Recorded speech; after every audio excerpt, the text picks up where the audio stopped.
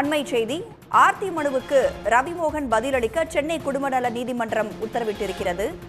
ஜீவனாம்சம் கேட்டு ஆர்த்தி ரவி மனு அளித்திருக்கிறார். ஜூன் 12ஆம் தேதிக்குள் பதிலளிக்கும்படி ரவிமோகனுக்கு குடும்ப நல நீதிமன்றம் உத்தரவு பிறப்பித்திருக்கிறது.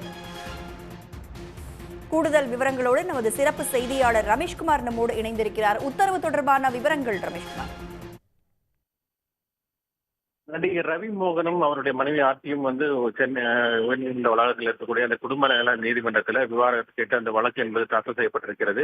இந்த வழக்கின் விசாரணை கடந்த 6 மாதத்துக்கு மேல் நடைபெற்று வருகிறது. இதுல ஏற்கனவே இந்த வழக்கை விசாரித்த சென்னை 3வது குடும்ப நீதிமன்ற நீதிபதி தேன்மொழி இருவரும் சமரச பேச்சுவார்த்தைக்கு சமரச மீடியேஷன் சென்டர் என்று சொல்வார்கள், அங்கு அனுப்பி வைத்தார்கள். அங்கு கிட்டத்தட்ட 3 முறை அந்த பேச்சுவார்த்தை என்பது நடைபெற்றது.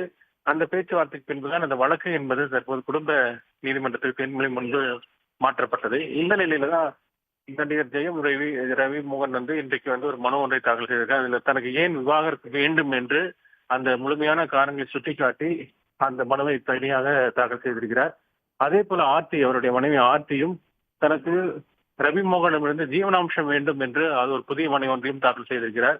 இந்த மனுக்களை எல்லாம் விசாரித்த நீதிபதி அந்த ஆர்த்தி தாக்கல் செய்த மனுவுக்கு ரவிமோகன் பதிலளிக்க வேண்டும் என்று உத்தரவிட்டிருக்கிறார். வருகிற ஜூன் 12ஆம் தேதி வழக்கு விசாரணை ஒத்திவைத்து அதற்குள் அந்த ரவிமோகன் இந்த ஆர்த்தி தாக்கல் செய்த அந்த ஜீவனாம்சம் வழக்கிற்கு என்ன பதில் சொல்கிறீர்கள் என்று கேட்டு அதற்கான பதிலை தாக்கல் செய்ய வேண்டும் என்று கேட்டுக்கொண்டிருக்கிறார்.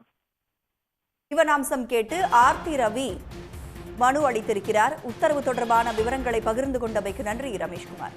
உடனுக்குடன் செய்திகளை தெரிந்து கொள்ள சன் நியூஸ் பெல் ஐகானை கிளிக் பண்ணுங்க.